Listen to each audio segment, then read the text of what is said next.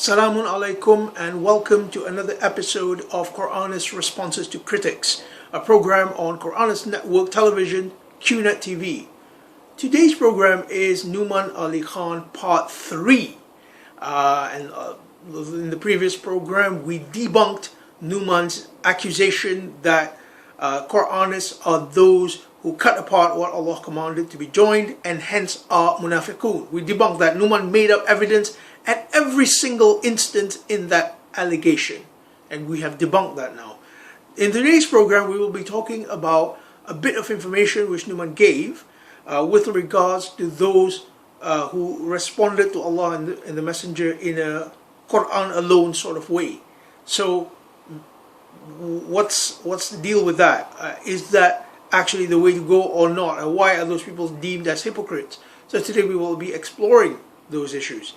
To start with, we will quote what Nouman said, because Nouman didn't actually give any reference for that information. So we'll just have to go with what Nouman says. Nouman says, one of the movements within hypocrisy, even at the time of the Prophet, you know what it was? It was to separate Allah and His Messenger, separating the Quran from the Messenger, the Quran from the Sunnah. So from the Quran and the Messenger, it became Quran and Sunnah, as if the Sunnah represents the Messenger. Okay, well, we'll deal with this. Nouman continues, Rasul would tell them to do something and they would say, is it in the Quran? If it's not in the Quran, we won't do it. Okay, and those people are deemed munafiqun. It's not the Quran which deems them that. No, it's Nouman and his scholars which deem them that. So not Allah but Mullah. So let's see what actually is the case. The first thing we need to note is the Messenger represented by Sunnah? Okay, the Quran says, Ya ayyuhalladhina amanu, O ye who have believed, Ati'u Allah wa rasulahu, obey Allah and His Messenger. Allah and His Messenger, how many of those? Two. Allah and His Messenger. Obey Allah and His Messenger. وَلَا تَوَلَّوْا أَنْهُ, and do not turn away from Him. Oh, wait a minute. I thought it's Allah and His Messenger too. But do not turn away from Him. Who is He here? Who is He? Well, He is the Messenger. And how do we know this? Because the ayah finishes, وَأَنْتُمْ تَسْمَعُونَ, while you hear. You don't hear Allah, do you? You hear the Messenger. So the Messenger, when he gives you the command, you obey the Messenger and you will obey Allah in doing so. Simultaneously, you are obeying the Messenger and obeying Allah. How do we confirm this? Chapter 4, verse 80. مَنْ يُطِعِ الرَّسُولِ فَقَدْ أَطَاعَ اللَّهَ. Whoever obeys the Messenger, obeys. Present continuous tense, obeys. مَنْ يُطِعِ الرَّسُولِ فَقَدْ أَطَاعَ اللَّهَ. He has obeyed Allah. So he doesn't have to do one and do the other. In doing one, he has done the other. You see? So it is very clear that the Messenger is not represented by Sunnah. But anyway, let's continue that ayah. It says, مَنْ يُطِعِ الرَّسُولِ فَقَدْ أَطَاعَ اللَّهَ وَمَنْ تَوَلَّى, and whoever turns away, فَمَا أَرْسَلْنَاكَ عَلَيْهِمْ حَفِيظًا, and we did not send you over them as a watcher. So suddenly Allah removes Himself and says, we send you. Why? Because you are the intermediary. So the Messenger, obeying the Messenger and obeying Allah are the same thing. They are two different aspects of the same thing. You see? That's the way to look at it if you consider the Quran. But to confirm, we will look at chapter 69 verses 40 to 43. إِنَّهُ لَقَوْلُ رَسُولٍ كَرِيمٍ. Verily it is the saying of the honored Messenger. وَمَا هُوَ بِقَوْلِ الشَّاعِرِ, and it is not the saying of a poet. قَلِيلًا مَا تُؤْمِنُونَ. So poet, if you look at the Sunni legends, it's dealing usually with Quran as the best kind of poetry. You know, the Arabs would listen to it and just fall on the floor and just be so overwhelmed by it. So it's not talking about hadith here, it's actually talking about the Quran. Continuing, وَلَا بِقَوْلِ كَاهِنٍ قَلِيلًا مَا تَذَكَّرُونَ, and it is not the saying of a soothsayer. little do you take heed. Tanzilum min Rabbil Alameen. It's a descent from the Lord of the worlds. So here it's very clear, it's dealing with the Quran. The Quran is the Sunnah, as it were. The messenger has to follow the Quran. Can the messenger change the teachings of the Quran? And the Quran has he's already known that some people would want to change it. Some people would want to overturn its injunctions. Like if it says there is no compulsion in religion, some people will say no, kill the apostates. So the Quran already knew this. What did the Quran respond? Okay, chapter 10 verse 15. وَإِذَا تُتْلَى عَلَيْهِمْ آيَاتُنَا بَيِّنَاتٍ. And when it is recited to them our clear signs, right off we know it's already the Quran. قَالَ الَّذِينَ لَا يَرْجُنَ لِقَائِنَا. Verily, those who do not incline with the meeting with us, they say, أَعْتِ بِقُرْآنٍ غَيْرِ هَذَا أَوْ بَدِّلْهُ. Bring us a Quran other than this, or change it. So they don't like there is no compulsion in religion. So they say to the messenger, change it, or bring us another Quran. And what did the messenger respond? He says, Allah commands him, Kul, say, Ma yakunu li an ubaddilahu min tilqa'i nafsi. I cannot change it of my own self. Because why? He's been given it by Allah. It's not for him to change it. In attabi'u illa ma yuha ilayya. I follow what is inspired on me. I follow what is inspired on me. What is it? It's the Quran. He cannot change it. No compulsion in religion. He cannot say there is you have to kill apostates the way Sharia law tells us. No, it is completely opposite to what Sharia law says. It's what the Quran says. The Quran gives you complete freedom in religion. What's Nouman's view on this, by the way? So Nouman, if you care to tell us, what do you think? Do you think the Quran can be changed? So you should answer this in your response if you ever get to watch this video. Inni akhafu in asaitu rabbi adhaba yawmin azim. If I were to disobey my Lord, I should myself fear the penalty of a great day.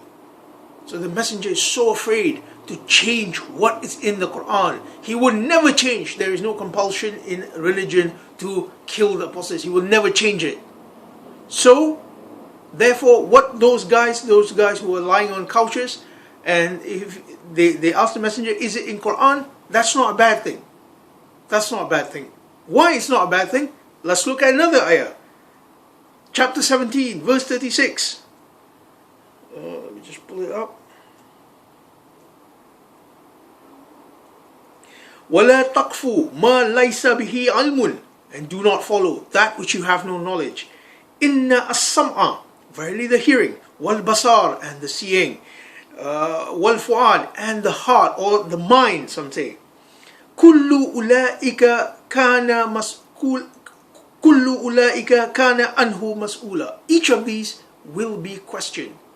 So it is your duty to hear, to look, to think before you accept something.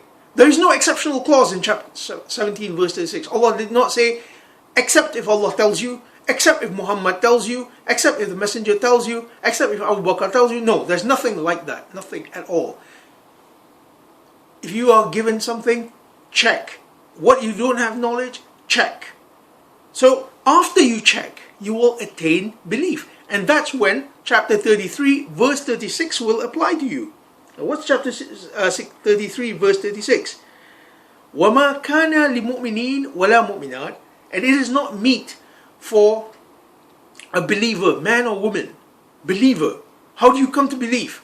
The previous verse, yeah? How do you come to that belief? So you have to be a believer first. إِذَا قَاضَ اللَّهُ وَرَسُولَهُ أَمْرًا. When Allah and His Messenger have given a decision on a matter, أَن يَكُونَ لَهُمْ الْخِيَارَ مِنْ أَمْرِهِمْ. That they should have any kind of choice in the matter. وَمَنْ يَعْصِ اللَّهَ وَرَسُولَهُ فَقَدْ ضَلَّ ضَلَالًا مُبِينًا. Whoever rebels against Allah and the Messenger, they are in a clear misleading or clearly astray. So yes, once you have attained belief, then it is incumbent on you to obey Allah and the Messenger. Once you have attained belief, mu'min. You have to be a mu'min first. You have to believe in what he's saying. So when he tells you something, he gives you a command. Let's say he gives you a command, Abu Bakr, go and kill the apostates. So naturally Abu Bakr would be like, wait a minute, you told us, La ikraha fid din. How are we going to kill the apostates? So this all now depends on whether the messenger, as a total human being, if he is infallible or not. Does he make mistakes or not? Well, I'll give you 3 examples where he actually does make mistakes. Here's one of them. Chapter 9, verse 43. Allah give you grace. Allah forgive you. Chapter 9, verse 43. Afa Allahu anka. Why did you grant them? Why did you grant them until those who have told the truth were seen to you in a clear light from those who have been the liars? So the messenger, he gave permission before it was time, and Allah says, Allah forgive you. Why would Allah need to forgive if he didn't make a mistake? So the messenger does make mistakes, and it is recorded in the Quran just so we don't end up worshipping the messenger, making him into an infallible idol. We don't want to do that. So Allah has recorded his mistakes. So those people whom Nouman were referring to were not hypocrites. They were actually those who are following the Quran. The Quran does want us to check. Another mistake. Ya ayyuhan nabi, lima tuharrimu ma ahallallahu laka, tabtaqi man mardata azwajik, wallahu ghafurur rahim. O Prophet, why do you hold to be forbidden something which Allah has made lawful to you? You seek to please your azwaj. You seek to please your azwaj, and Allah is forgiving, most merciful. So again, the Prophet made a mistake. It's alright, he's a human being. He can make mistakes, it's not a problem. Unless you worship the messenger. Unless you turn the messenger into an idol, an infallible idol, a God walking on earth, then no, then you would have a problem with this. But actually no, he is a human being and he makes mistakes. His humanness is what prevents us from idolizing him, and instead we can worship Allah as we are supposed to. Final example, chapter 80, verses 1 to probably up to at least 5, but I'll only quote 2 verses here. Abasa wa tawalla an ja'ahul a'ma. The Sunnis believe that this does refer to the messenger when he turned away from Abdullah ibn Maktum, the blind guy. So basically the messenger here made a mistake, and if Allah did not correct him, we would end up following his sunnah and therefore make a mistake with it. So the people who Nouman mentioned, and Nouman unjustly called munafiqun, they were not disobeying the Quran. On the contrary, they were following the Quran. The Quran wants us to check. The Quran wants us to come to belief before we act upon something. Furthermore, the Sunnah and Hadith are not representations of the Messenger if you read the Quran. They're not. The Messenger is represented by the Quran. The Quran are his sayings inspired by Allah. Qawla Rasul Kalam Allah. That makes perfect sense. So with that, I end this particular episode of Quranists' responses to critics. I hope you will be with us in the final part where we expose Nouman for saying there are contradictions in the Quran. Don't be surprised. We have the video. Nouman said there are contradictions in the Quran, and we will disprove that, as well as the issue of interpreting how you like. That's something which Nouman does but accuses other people of doing. In any case, do tune in for part 4 and the final part of this series. Thank you very much for watching this episode.